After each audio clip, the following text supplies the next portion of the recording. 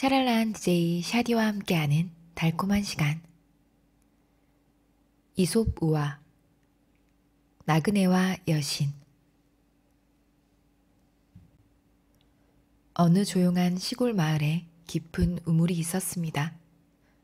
그 우물은 아주 오래전부터 있었으며 물맛도 좋았습니다.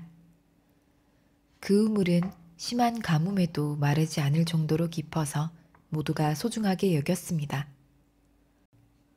그런데 우물이 깊다 보니 가끔씩 사고가 일어나곤 했습니다. 마을 아이들이 장난을 치며 놀다가 우물에 빠지기도 하고 소중한 물건을 빠뜨리기도 했습니다. 그럴 때마다 을의 마을 사람들은 우물을 지키는 티케 여신을 원망했습니다. 아이가 우물에 빠지면 그의 부모는 땅을 치고 울면서 외쳤습니다. 신이여, 어떻게 우리에게 이런 고통을 주시는 겁니까?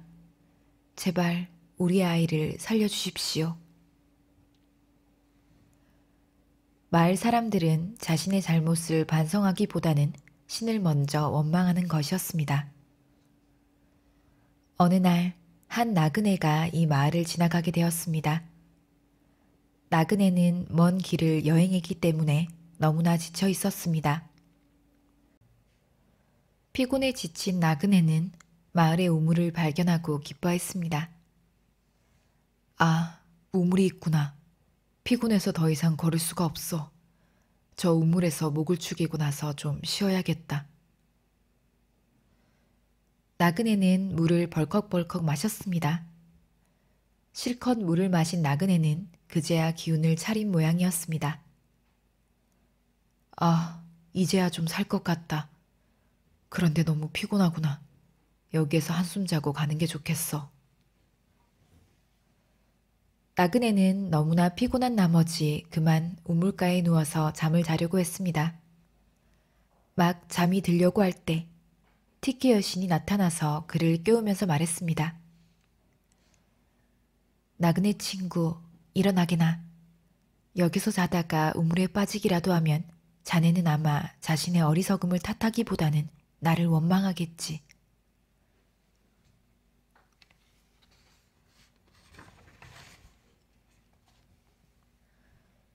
제우스에게 애원하는 나귀.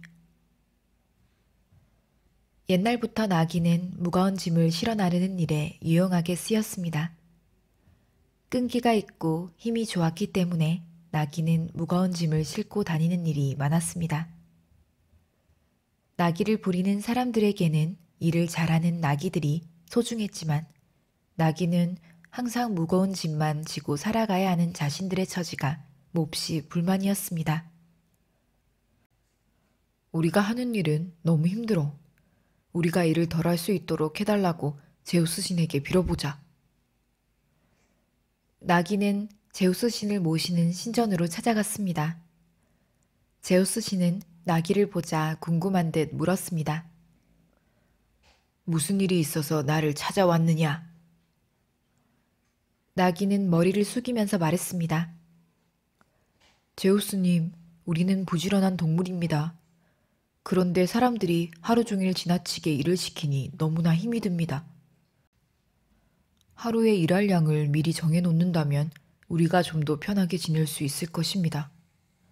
부디 우리의 소원을 들어주시기 바랍니다. 제우스 씨는 이미 정해진 일이기 때문에 나귀의 부탁을 들어주는 것이 불가능하다고 생각했지만 나귀들이 실망하게 될까봐 차마 그렇게 말하지 못했습니다. 나귀들은 그렇게 일을 하도록 태어났으니 일의 양을 다시 정하기란 쉬운 일이 아니다. 하지만 나귀들이 오줌으로 강을 만들 수 있다면 소원을 들어주겠다. 그 말을 들은 나귀는 소원을 이룰 수 있다는 생각에 몹시 기뻤습니다. 그 이후로 나귀들은 오줌을 누는 나귀를 보면 그 뒤에 나란히 서서 오줌을 누게 되었다고 합니다.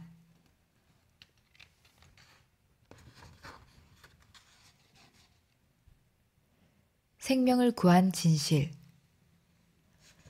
배가 불러서 기분이 좋아진 늑대가 어슬렁거리면서 들판을 걷고 있었습니다. 그러다가 늑대는 양 한 마리가 쓰러져 있는 것을 발견했습니다. 양을 발견한 늑대는 재빨리 그 앞으로 달려갔습니다. 늑대가 다가오는 것을 본 양은 마음이 다급해져서 더욱 버둥거렸지만 소용이 없었습니다. 늑대는 날카로운 발톱으로 양을 위협하면서 말했습니다. 너무 겁내지 마라. 만약 너가 3가지 진실을 말한다면 널 그냥 놓아주겠다. 늑대는 배가 불러서 기분이 좋았기 때문에 장난을 치려는 것이었습니다. 양은 믿지 못하겠다는 눈빛으로 늑대를 쳐다보면서 말했습니다. 정말이에요? 그래. 그 대신에 한 가지라도 거짓이 있다면 널 살려주지 않겠다. 양은 잠시 동안 생각에 잠겼습니다. 만약 진실을 말하지 못한다면 즉시 늑대에게 죽음을 당할 것입니다. 양은 약간 망설이다가 용기를 내서 입을 열었습니다. 3가지 진실을 말하겠어요. 첫째, 저는 2번 다시 당신을 만나고 싶지 않아요.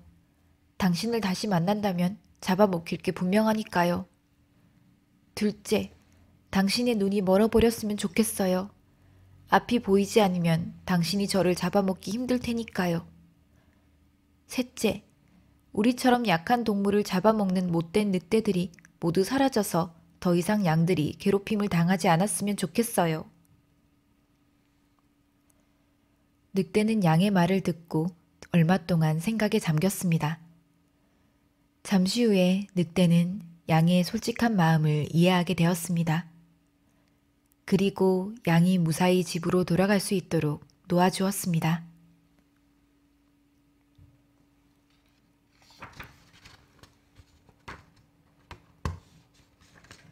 박쥐와 가시나무와 갈매기의 사업.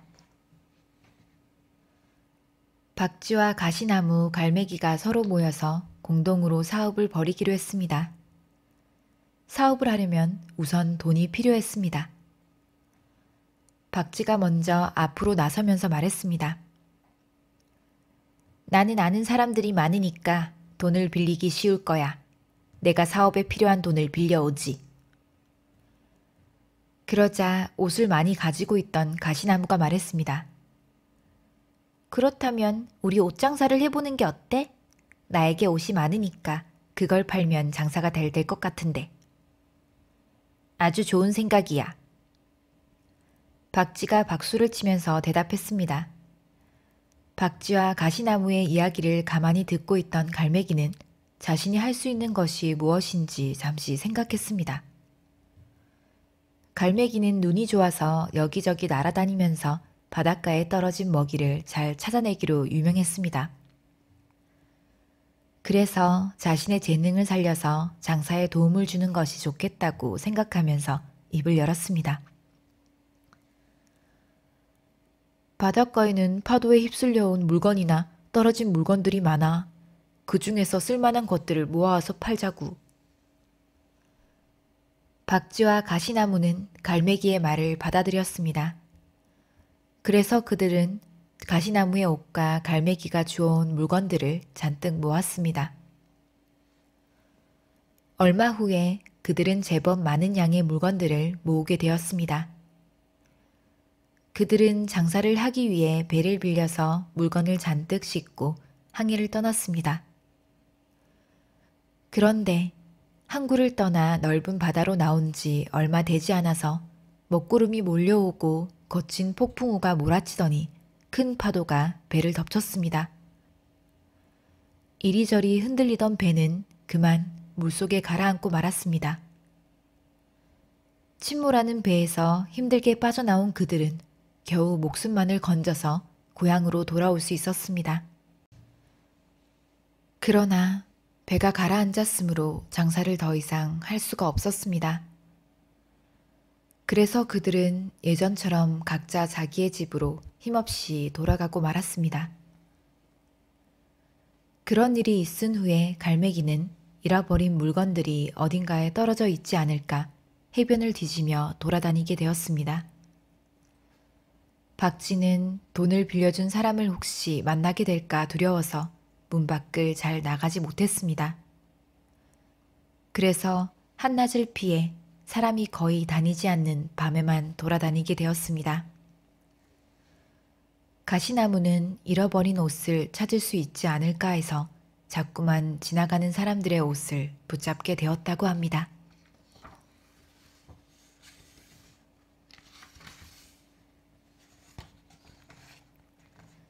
장미정원. 꽃을 무척 사랑하는 마을이 있었습니다. 그 마을에 사는 사람들은 특히 장미꽃을 무척 좋아했습니다. 사람들은 마을 한가운데에 있는 광장에 아름다운 장미 정원을 꾸며놓고 시간이 나는 대로 찾아가서 장미꽃들을 구경하고 돌보았습니다. 그런데 마을 사람들은 서로 좋아하는 꽃의 색깔이 달랐습니다. 마을 사람들의 절반은 노란 장미를 좋아했지만 나머지 절반의 사람들은 붉은 장미를 좋아했습니다. 어떻게 빨간 장미를 좋아할 수 있을까? 그 꽃은 너무 색깔이 붉어서 품위가 없어. 저 사람들은 도대체 무슨 생각을 하는 거야? 그런 보잘것없는 꽃을 좋아하다니 도무지 이해할 수가 없어. 그들은 서로의 생각을 받아들이려고 하지 않았습니다. 그래서 마을 사람들은 장미 정원에 갈 때마다 자신이 좋아하는 장미꽃을 더욱 돋보이게 하기 위해서 다른 색의 장미를 몰래 뽑아버리기 시작했습니다. 노란 장미를 좋아하는 사람들은 붉은 장미를 몇 송이씩 뽑아버렸고, 붉은 장미를 좋아하는 사람들은 또 노란 장미를 뽑아버리곤 했습니다. 그렇게 해서 노란 장미와 붉은 장미는 점점 꽃송이가 줄어들게 되었습니다. 마침내 마을 광장의 아름다웠던 장미 정원은 황폐하고 보기 싫은 폐허로 변하고 말았습니다.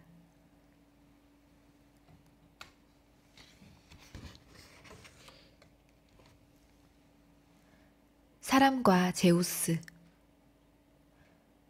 그리스 사람들은 신들의 왕 제우스 신이 지구상에 있는 풀과 나무, 동물과 사람을 만들었다고 생각했습니다. 제우스 신은 생물을 만들 때마다 한 가지씩 선물을 주었습니다. 장미에게는 아름다운 꽃을 피울 수 있는 능력을 주었고, 나비에게는 하늘을 날아다닐 수 있는 날개를 주었습니다. 어떤 동물에게는 강한 발톱을 주어서 숲속의 왕이 될 수 있도록 했습니다. 사슴은 빨리 달릴 수 있는 다리를 선물로 받았으며, 공작새는 화려한 깃털을 가지게 되었습니다. 이 모든 동물들은 각자 선물 받은 능력으로 잘 살아갈 수 있었습니다. 그런데 사람은 동물과 나무들을 보면서 항상 불평을 했습니다. 나는 왜 저 종달새처럼 아름다운 목소리를 갖지 못했을까? 그렇다고 저 사자처럼 힘이 세지도 않아. 사자에게 쫓기면 빨리 달아날 수 있는 빠른 다리도 없어. 도대체 제우스 신께서는 우리에게 왜 아무런 선물도 주시지 않은 걸까? 나처럼 불쌍한 숲속의 생물도 없을 거야. 자기 자신이 너무 초라하다고 생각한 사람은 제우스 신을 찾아가서 놀라운 능력을 선물로 달라고 졸랐습니다. 제우스님, 우리는 이 세상을 살아가는데 아무런 힘도 없습니다. 우리는 항상 이렇게 약하기만 하고 아무런 능력도 받은 게 없습니다. 부디 우리가 잘 살아갈 수 있도록 우리에게도 한 가지 선물을 주시기 바랍니다. 그러자 제우스 신이 대답했습니다. 너희는 내가 준 선물이 무엇인지 제대로 알지도 못하는 것 같구나. 나는 너희에게 이 세상에서 가장 좋은 선물을 주었다. 그것이 무엇입니까? 지혜라는 것이다. 너희는 생각하는 힘을 가지고 있다. 사람은 지혜를 통해 서로의 생각을 전달할 수 있다. 너희가 살아가는데 필요한 모든 물건들도 지혜라면 얼마든지 만들어낼 수 있을 것이다. 그것은 어떤 힘센 동물보다 더욱 강하고 가장 민첩한 동물보다도 더욱 빠를 것이다. 비로소 제우스 신의 선물이 무엇인지 알게 된 사람은 존경과 감사의 마음을 느끼면서 그곳을 떠났습니다.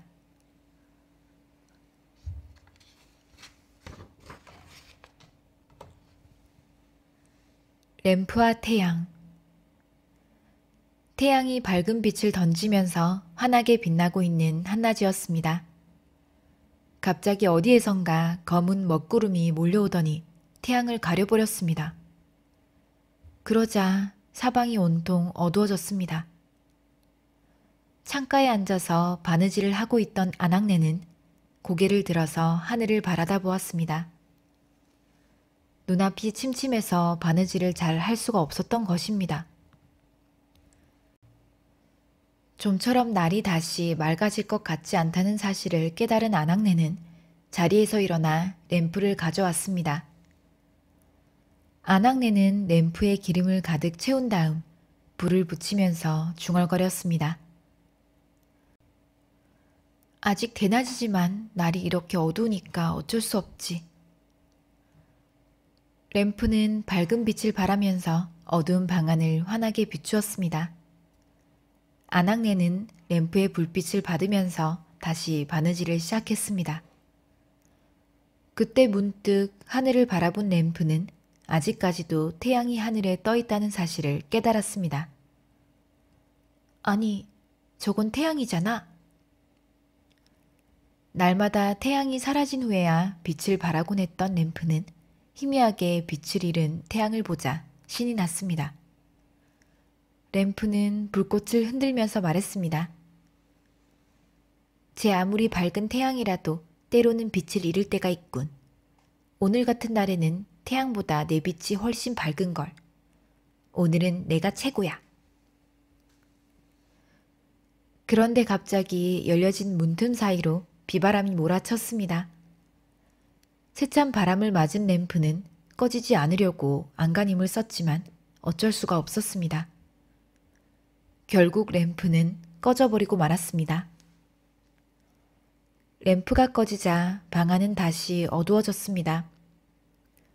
바느질을 하던 아낙네는 자리에서 일어나 다시 램프의 불을 밝히며 이렇게 충고했습니다. 자만하지 말거라 램프야. 너와는 달리 하늘의 별빛은 결코 사라지지 않는다는 걸 명심하거라.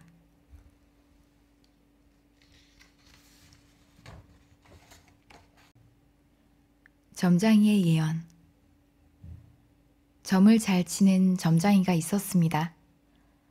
그 점장이는 찾아오는 손님에게 돈을 받고 미래를 예언해 주면서 생활을 꾸려나갔습니다. 마을 사람들은 어렵고 괴로운 일이 있거나 혹은 어떤 일을 결정하기가 힘들 때 점장이를 찾아가서 점을 보았습니다.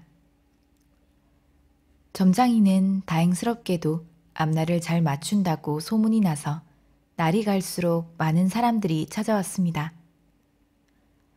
때로는 높은 신분을 가진 정치가나 돈이 많은 상인들까지도 점장이를 찾아와서 중요한 문제를 의논하곤 했습니다.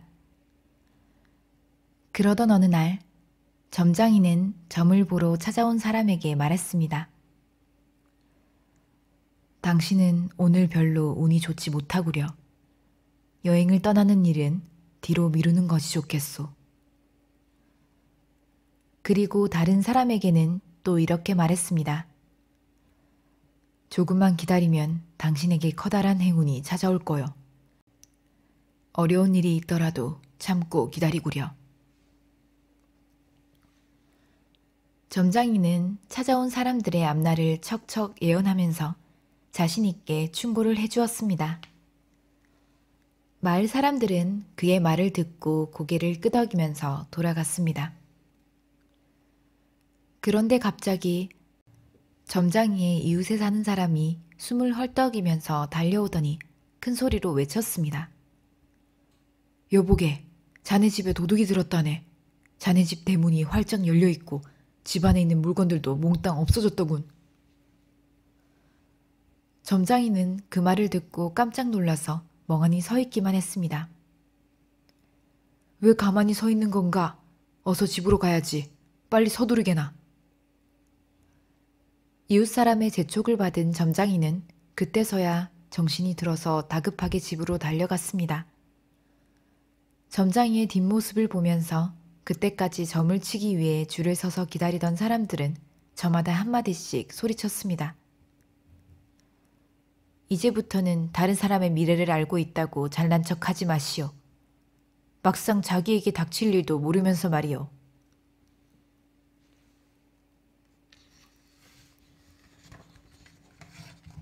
태양의 결혼식. 태양은 지구의 생명을 불어넣는 존재입니다. 태양의 따스한 빛은 들판에 풀을 자라도록 하고 나무의 열매를 맺도록 합니다. 그러나 태양이 너무 많이 비치는 곳은 숨을 제대로 쉬지 못할 정도로 더워서 움직이는 것이 무척 힘들었습니다. 게다가 아주 오랫동안 태양이 내리비치는 곳은 물이 말라붙고 식물이 거의 자라지 않는 사막이 되어서 동물들이 살기 힘든 곳으로 변하기도 합니다. 어느 무더운 여름이었습니다. 태양은 결혼식을 올리기로 하고 사람들과 동물들을 초대했습니다. 태양을 모르는 사람들과 동물들은 없었기 때문에 모두들 태양의 결혼식을 축하하기 위해 모였습니다. 숲속에 모인 사람들과 동물들은 모두 즐겁게 놀았습니다. 그런데 그 즐거운 잔치에 참석하지 않은 동물이 있었습니다. 바로 연못에 사는 개구리들이었습니다. 개구리들은 태양의 결혼식에는 아랑곳하지 않고 연못에서 헤엄을 치며 한낮의 더위를 피하고 있었습니다. 개구리들은 평소에도 태양이 뜨겁게 내리비치는 낮을 몹시 싫어했습니다. 왜냐하면 태양이 너무 뜨겁게 내리비쳐서 연못이 말라버리기라도 하면 개구리들은 모두 죽을 수밖에 없었기 때문입니다. 결혼식 잔치가 점점 흥겨워지면서 떠들썩하게 웃고 떠드는 소리가 개구리들이 사는 연못까지 들렸습니다. 그 소리를 들은 개구리가 그들을 향해 커다란 소리로 이렇게 외쳤습니다. 멍청한 녀석들, 도대체 너희들은 무엇이 그리 즐겁다는 거냐? 태양이 높은 늪지대를 메마르게 하고 있잖아. 태양이 하나여도 이렇게 뜨거운데 만약 자신과 비슷한 아내와 자식들까지 갖게 되는 날에는 우리가 얼마나 많은 고통을 받게 될지 상상을 좀 해보라고.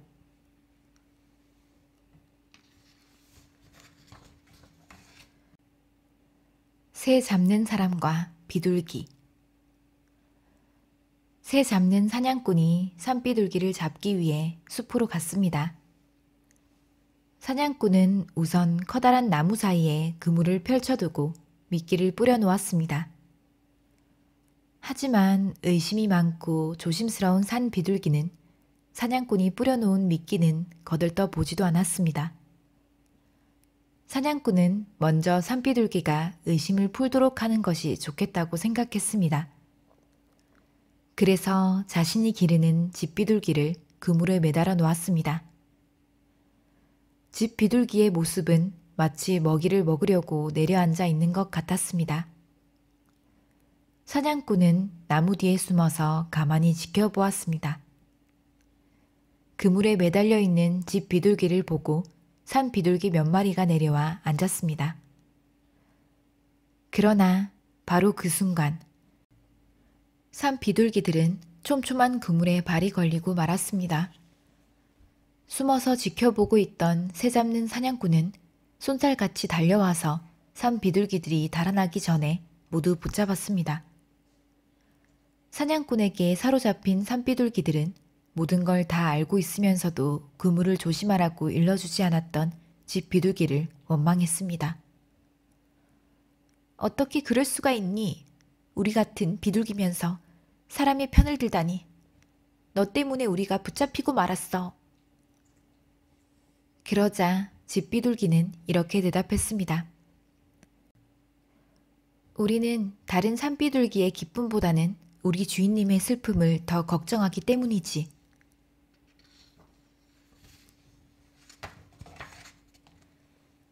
갈대와 올리브나무.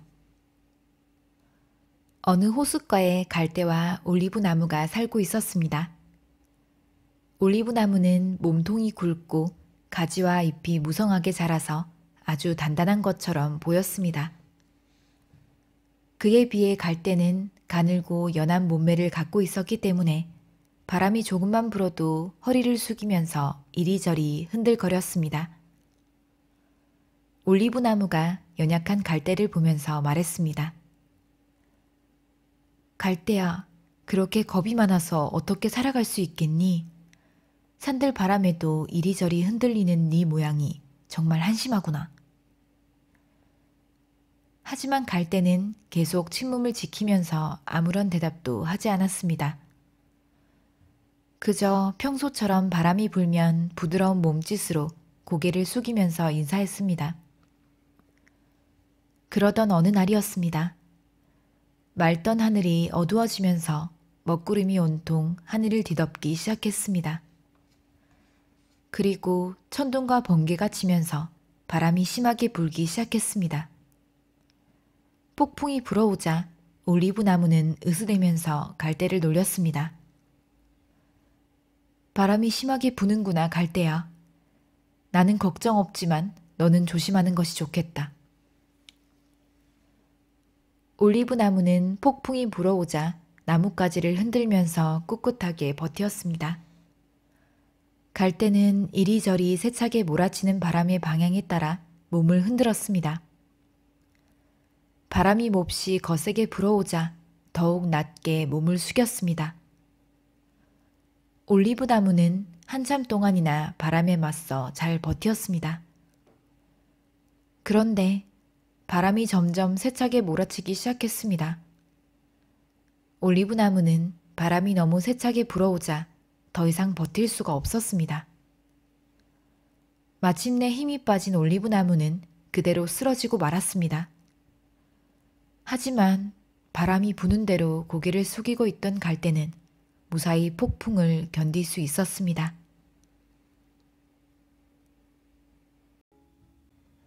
늑대와 강아지. 작은 강아지가 농장 앞에서 잠을 자고 있었습니다. 그런데 마침 그곳을 지나가던 늑대가 강아지를 발견했습니다. 늑대는 군침을 흘리면서 강아지를 바라보았습니다. 오늘 식사는 저 녀석으로 하겠어. 늑대는 강아지를 잡아먹기 위해 재빨리 달려들었습니다. 농장 앞에서 잠자던 개는 깜짝 놀라 깨었습니다. 하지만 늑대를 발견했을 때에는 이미 달아날 수 없는 상황이었습니다. 늑대는 날카로운 이빨을 드러내면서 강아지를 위협했습니다. 위험에 처한 강아지는 어쩔 수 없이 늑대에게 빌기 시작했습니다. 늑대님, 잠시만 기다려주세요. 제 모습을 보세요. 전 아직 강아지이고 이렇게 말라서 뼈밖에 없습니다. 그러니까 지금 잡아먹는다고 해도 먹을 게 별로 없을 거예요. 그래도 안 먹는 것보다는 낫지. 늑대는 잡아먹으려고 하자 강아지는 더 애절하게 빌었습니다. 늑대님, 제발 제 말을 들어보세요. 잠시만 기다리면 우리 주인이 결혼 피로연을 열 것입니다. 그러면 제가 열심히 먹어서 살을 찌우겠습니다. 그리고 나서 늑대님이 절 잡아먹는 편이 훨씬 나을 것입니다. 늑대는 강아지의 말을 듣고 잠시 생각에 잠겼습니다. 강아지의 말처럼 지금 잡아먹는 것보다 살이 더 찐 다음에 잡아먹으면 훨씬 배불리 먹을 수 있을 것 같았습니다. 좋아. 약속은 꼭 지켜야 한다.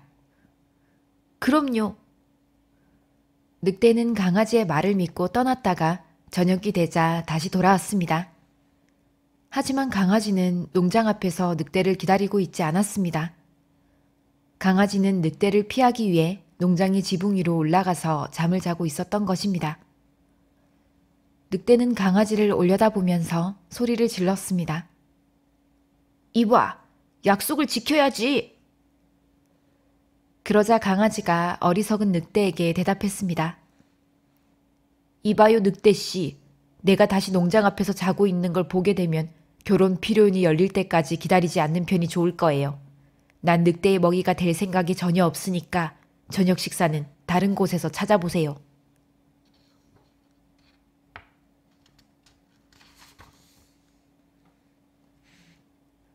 우물에 빠진 천문학자. 어느 마을에 뛰어난 천문학자가 살고 있었습니다. 그 천문학자는 저녁만 되면 별들을 관찰하기 위해 집 밖으로 나가서 돌아다니는 습관이 있었습니다. 밤마다 열심히 별을 관찰했기 때문에 그 천문학자는 수많은 별들에 대해 자세히 알고 있었습니다. 하늘에 떠 있는 별들을 연구하기 위해 천문학자는 언제나 하늘을 올려다보면서 걸었습니다. 그러던 어느 날 밤입니다. 열심히 하늘을 올려다보면서 돌아다니던 천문학자는 그만 우물에 빠지고 말았습니다. 고개를 들고 하늘만 올려다보다가 땅에 무엇이 있는지 알 수가 없었던 것입니다. 우물에 빠진 천문학자는 깜짝 놀라서 소리를 질렀습니다. 누가 좀 도와주세요. 전 지금 우물에 빠졌습니다. 때마침 지나가던 농부가 그 소리를 듣고 달려왔습니다. 농부는 우물 안을 들여다보면서 천문학자에게 물었습니다. 어쩌다가 우물에 빠진 겁니까? 나는 천문학자입니다. 하늘의 별을 올려다보면서 걷다가 그만 우물에 빠지고 말았습니다. 농부는 천문학자가 우물에서 빠져나올 수 있도록 도와주었습니다. 우물을 빠져나온 천문학자는 자기를 구해준 농부에게 고맙다고 인사를 했습니다. 정말 감사합니다. 당신 덕분에 생명을 건지게 되었습니다. 그러자 그 농부가 천문학자에게 충고했습니다. 우물 속에 빠진 천문학자 양반, 당신도 참 한심한 사람이군요. 하늘에 무엇이 있는지 그렇게 잘 아는 사람이 자기 발밑에 무엇이 있는지는 전혀 모르고 있다니 말입니다.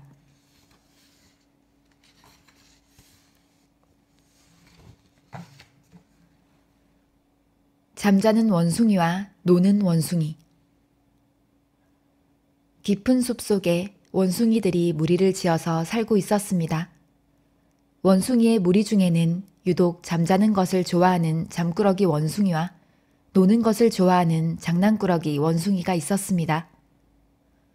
노는 것을 좋아하는 장난꾸러기 원숭이는 언제나 재미있는 장난거리를 찾아내려고 하루 종일 숲속을 헤매고 돌아다녔습니다. 다른 원숭이들처럼 먹이를 구하거나 친구들과 사이좋게 지내는 일 따위에는 관심도 없었습니다. 잠자는 것을 좋아하는 잠꾸러기 원숭이는 햇빛이 비치는 양지 바른 곳에 앉아서 끄덕끄덕 졸기만 할 뿐이었습니다. 가끔씩 참을 수 없을 정도로 허기가 지면 겨우 졸린 눈을 뜨고 나무 열매를 따먹은 후에 또다시 잠을 자는 것이었습니다. 하루는 노는 것을 좋아하는 원숭이가 잠자는 원숭이 주위에서 시끄럽게 떠들었습니다. 장난꾸러기 원숭이가 너무 시끄럽게 떠들었기 때문에 잠꾸러기 원숭이는 도무지 잠을 잘 수가 없었습니다. 잠에서 깨어난 원숭이는 머리끝까지 화가 나서 소리쳤습니다. 너는 날마다 놀기만 하면서 왜 남까지 괴롭히는 거야? 이 세상에 너처럼 한심한 원숭이는 없을 거야. 그러자 장난꾸러기 원숭이도 지지 않고 소리쳤습니다. 넌 하루 종일 잠만 자고 있잖아. 너야말로 아무짝에도 쓸모없는 녀석이라고. 너 같은 원숭이는 차라리 죽는 편이 더 나을 거야. 장난꾸러기 원숭이와 잠꾸러기 원숭이는 서로 욕을 하면서 싸우기 시작했습니다. 때마침 대장 원숭이가 그 소리를 듣고 나타났습니다. 그리고 한심하다는 듯이 두 마리의 원숭이를 향해 말했습니다. 둘 다 다른 원숭이에게 아무런 도움도 안 되는 골칫거리야. 한 놈은 잠만 자고 다른 한 놈은 놀기만 하니까.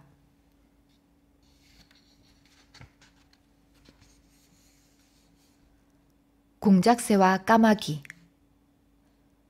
새들의 왕은 독수리였습니다. 독수리는 강한 힘과 날카로운 발톱으로 수많은 새들을 다스렸습니다. 독수리는 힘으로 통치했기 때문에 새들은 불만이 많았습니다. 독수리에게 조금만 잘못 보이면 언제 그 날카로운 부리에 쪼여서 목숨을 잃을지 알 수가 없었던 것입니다. 그러던 어느 날 새들의 왕 독수리가 사냥꾼의 화살에 맞아서 목숨을 잃었습니다.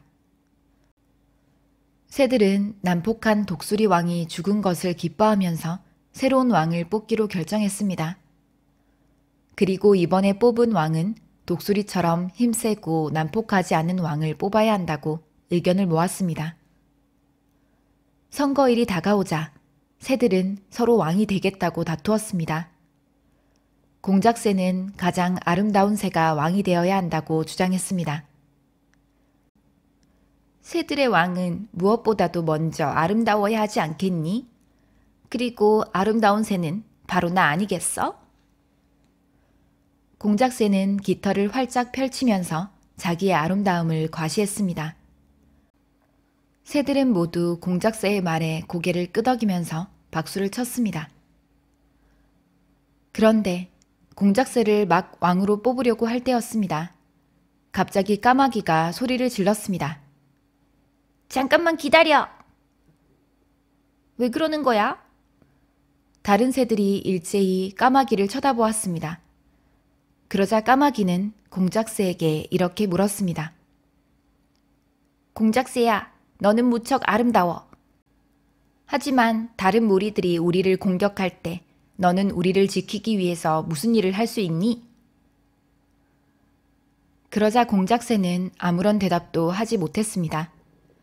그래서 결국 공작새를 왕으로 뽑으려고 했던 새들도 새로운 왕이 어떤 새가 되어야 하는가에 대해서 다시 생각하게 되었습니다.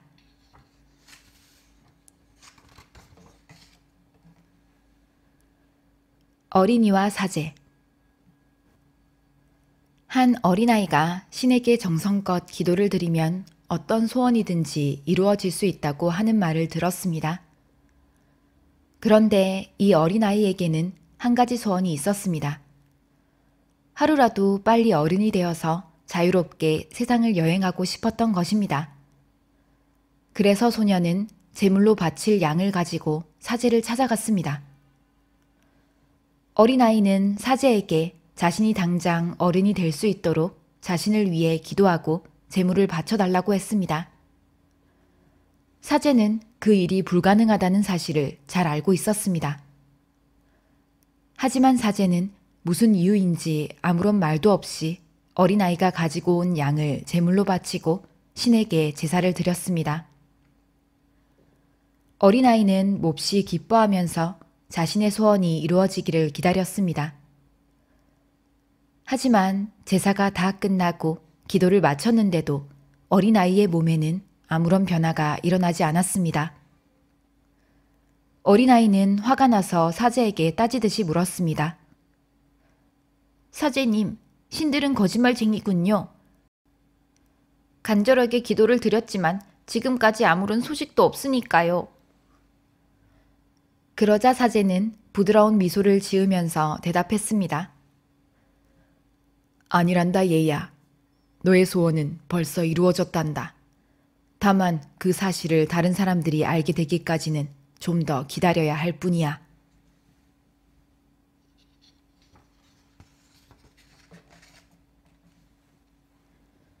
세 마리의 황소와 사자. 세 마리의 황소가 살고 있었습니다. 세 마리의 황소는 사이가 아주 좋았습니다. 그런데 세 마리의 황소가 사는 곳 근처에는 사자가 한 마리 살고 있었습니다. 사자는 세 마리의 황소를 무척 잡아먹고 싶었습니다. 그래서 항상 호시탐탐 기회를 노렸습니다. 어떻게 하면 저 녀석들을 잡아먹을 수 있을까? 얼마 전에 사자는 황소를 사냥하기 위해 나선 적이 있었습니다. 그런데 황소를 잡아먹기 위해 가까이 다가가면 다른 황소가 달려와서 뿔로 받으려고 했습니다. 그래서 그 황소를 쫓아가면 다시 다른 황소가 달려들었습니다. 사자는 3마리의 황소가 사나운 기세로 공격하자 멀리 달아날 수밖에 없었습니다. 사자는 3마리의 황소를 직접 공격하지 않고 서로를 이간질해서 따로따로 공격하는 것이 좋겠다고 생각했습니다. 사자는 3마리의 황소를 찾아가서 말을 걸었습니다. 황소들아, 이 세상에서 가장 힘이 센 황소가 누구지? 그러자 황소들은 제각기 자기가 힘이 세다고 말했습니다. 내가 제일 힘이 세지. 아니야, 너보다는 내가 힘이 쓸 거야. 웃기지 마. 이 세상에서 나를 당할 자는 없어. 그러자 사자가 황소들을 쳐다보면서 말했습니다. 그렇게 말로 해서 알 수 있겠니? 아무래도 이 중에는 가장 힘이 센 황소가 없는 것 같구나. 사자는 머리를 흔들면서 그 자리를 떠났습니다. 황소들은 저마다 서로 자기가 힘이 세다고 말하면서 다투기 시작했습니다. 그러다가 3마리의 황소는 뿔을 부딪히면서 치열하게 싸웠습니다. 하지만 힘이 엇비슷한 황소들은 결판을 낼 수가 없었습니다. 황소들은 숨을 헐떡거리면서도 계속 서로를 헐뜯었습니다. 3마리의 황소는 결국 사자의 계획대로 사이가 아주 나쁘게 되어버리고 말았습니다. 그래서 3마리의 황소는 더 이상 함께 다니지 않게 되었습니다. 기회를 노리고 있던 사자는 마음 놓고 황소를 잡아먹을 수 있었습니다.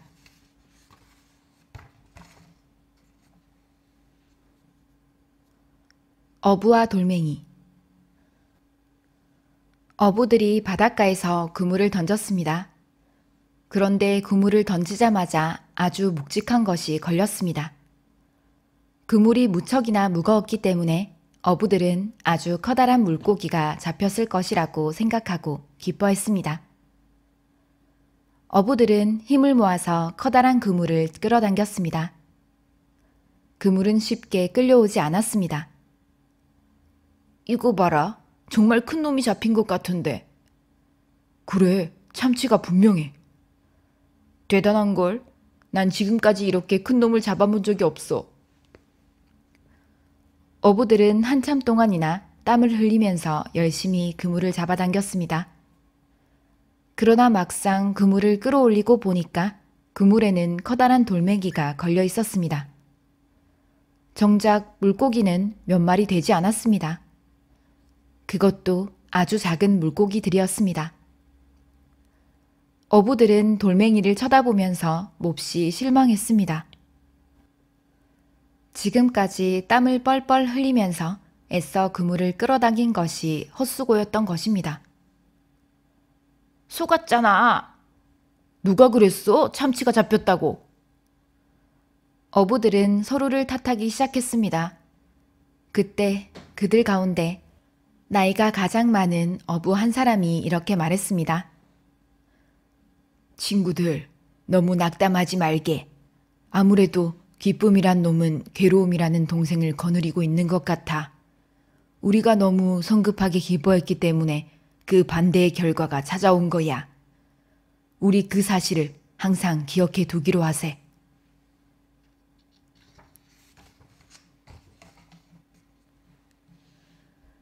거위로 오해받은 백조. 어느 마을에 아주 부유한 사람이 살고 있었습니다. 그 부자는 돼지, 소, 닭을 비롯한 수많은 가축들을 키우고 있었습니다. 그 중에서도 특별히 마당 한가운데 넓은 연못을 만들어 놓고 거위 한 마리와 백조 한 마리를 함께 키우고 있었습니다. 물론 키우는 목적은 각기 달랐습니다. 백조는 그 청초한 모습을 보면서 아름다운 노래를 듣기 위해서였고, 거위는 통통하게 살을 찌워서 손님이 찾아오면 맛있는 요리로 만들어 식탁에 올리기 위해서였습니다. 마침내 거위가 먹기에 좋을 만큼 통통하게 살이 오르고 손님을 초대하기로 한 날짜가 바로 내일로 다가왔습니다. 거위가 최후를 맞이할 때가 온 것입니다. 밤중에 주인은 거위를 잡기 위해 마당으로 나갔습니다. 그러나 너무 어두운 밤이었기 때문에 거위와 백조를 구별하기 힘들었습니다. 게다가 놀란 백조와 거위가 이리저리 정신없이 도망 다녔기 때문에 더욱 붙잡기가 힘들었습니다. 어둠 속에서 한참 동안 쫓아다니던 주인은 간신히 한 마리를 붙잡을 수 있었습니다. 그것은 백조였습니다. 잘 보이지 않았기 때문에 주인은 백조를 거위로 알고 목을 비틀려고 했습니다. 그러자 모든 것을 체념한 백조는 마지막 힘을 다해 고운 노래를 부르기 시작했습니다. 어두운 밤하늘 위로 백조의 구슬프고 아름다운 노랫소리가 멀리 울려 퍼졌습니다. 이 노래를 듣자 주인은 비로소 자기 손에 잡힌 것이 거위가 아니라는 사실을 깨달았습니다. 주인은 깜짝 놀라면서 말했습니다. 어이구, 하마터면 아름다운 백조를 죽일 뻔했네. 주인은 자신의 실수를 깨닫고 당장 백조를 놓아주었습니다. 노랫소리가 백조의 목숨을 구해준 것입니다.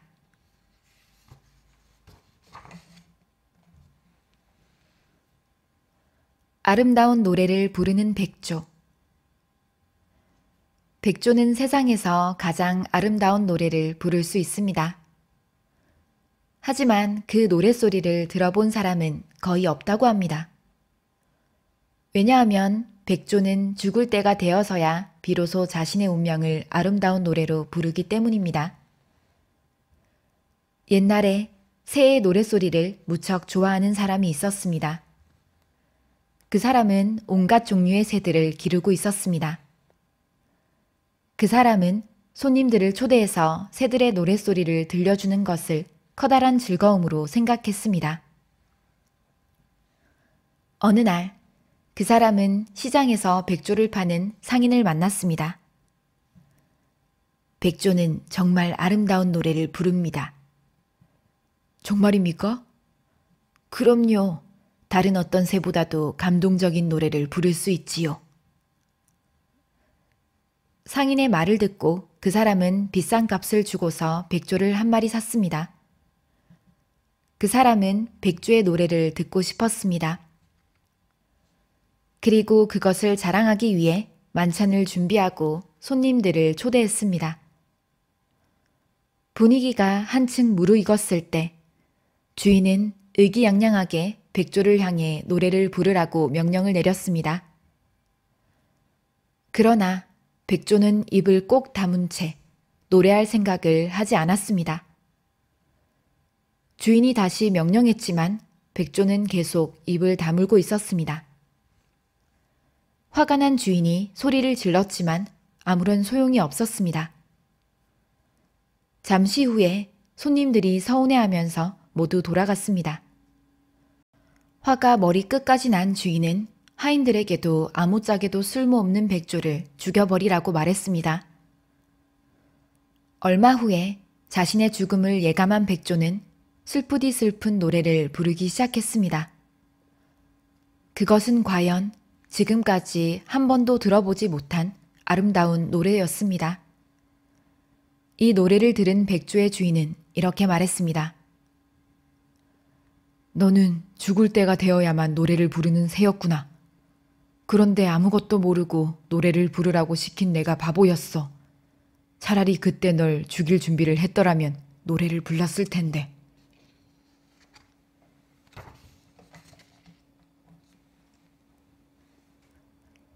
말과 당나귀. 어떤 사람이 말 한 마리와 당나귀 한 마리를 갖고 있었습니다. 그는 이 마을 저 마을을 돌아다니면서 장사를 하는 사람이었습니다. 그래서 항상 말과 당나귀의 등에 장사를 하기 위해 많은 물건을 싣고 다녔습니다. 어느 날 그 사람은 물건을 싣고 다른 마을로 이동하는 중이었습니다.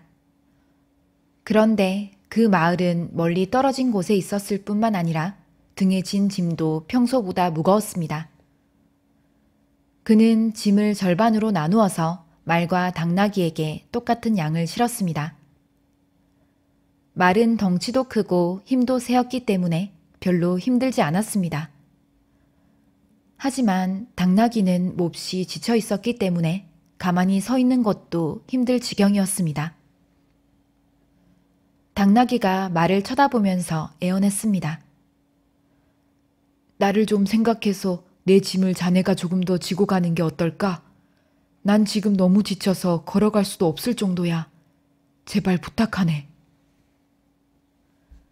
그러자 말은 벌컥 화를 내면서 말했습니다. 무슨 소리야? 나도 몹시 힘들단 말이야. 말은 당나귀의 부탁을 냉정하게 거절했습니다.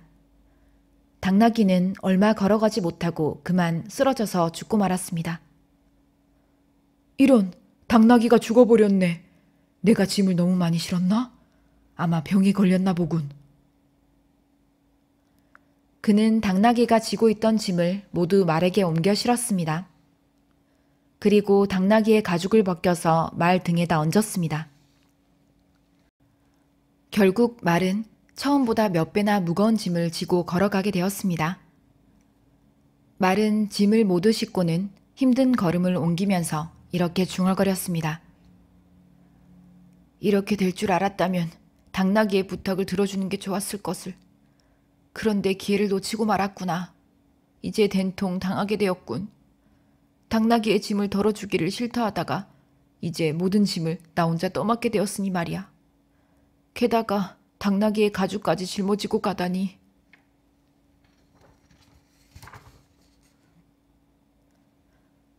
호두나무. 길가에 호두나무 한 그루가 서 있었습니다. 여름이 되면 호두나무는 사람들에게 시원한 나무 그늘을 만들어 주었습니다. 그리고 가을이 되면 굵고 고소한 호두 열매를 주렁주렁 매달았습니다. 마을 사람들은 호두나무에 열린 열매를 보면서 감탄했습니다. 호두 열매가 아주 많이 열렸구나. 그 나무에 달린 호두는 아주 맛있었습니다. 그래서 마을 사람들은 해마다 가을이 되면 호두를 따기 위해 호두나무가 있는 곳으로 몰려와서 돌을 던졌습니다. 호두나무로 올라와서 마구 가지를 흔들거나 꺾는 사람들도 있었습니다. 호두 열매가 좀처럼 가지에서 떨어지지 않았기 때문입니다. 호두나무는 사람들이 많이 지나다니는 길가에 서 있었기 때문에 우연히 지나가던 사람들도 가지마다 잔뜩 열린 호두를 보고 그냥 지나치는 법이 없었습니다. 사람들은 호두를 떨어뜨리기 위해 마구 돌을 던졌습니다. 사람들은 돌에 맞아서 떨어지는 호두 열매를 주워 담으면서 좋아했습니다. 하지만 호두나무는 돌을 맞을 때마다 껍질이 벗겨지는 고통을 느꼈습니다. 호두나무는 날마다 사람들에게 시달렸습니다. 호두나무는 무거운 한숨을 내쉬면서 자신의 처지를 한탄했습니다. 해마다 이 모욕과 고통을 받으면서 살아야 하다니 나는 얼마나 불행한 신세인가.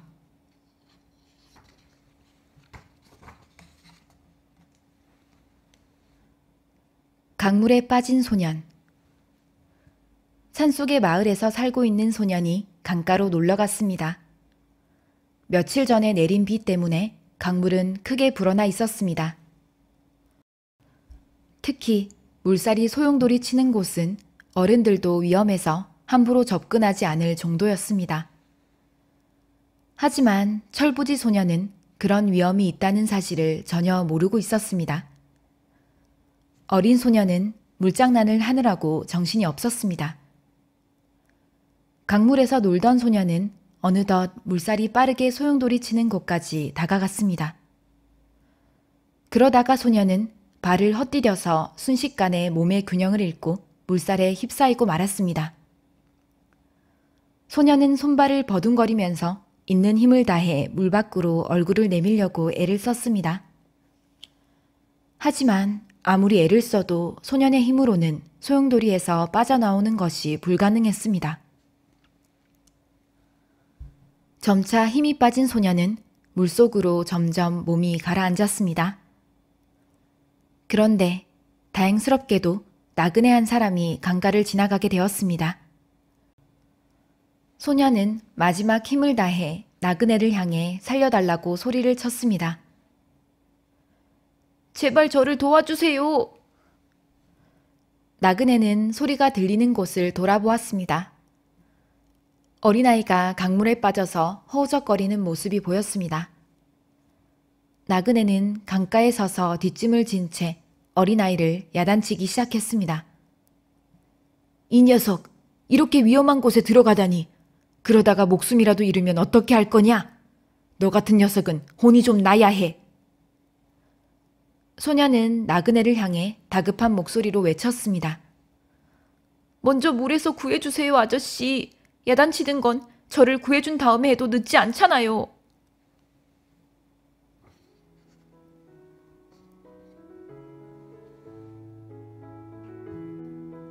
이솝 우화 2부 여기까지입니다. 3부에서 만나요. 구독과 좋아요는 저에게 큰 힘이 됩니다. 댓글도 정말 감사드립니다. 오늘도 꿀잠 주무세요.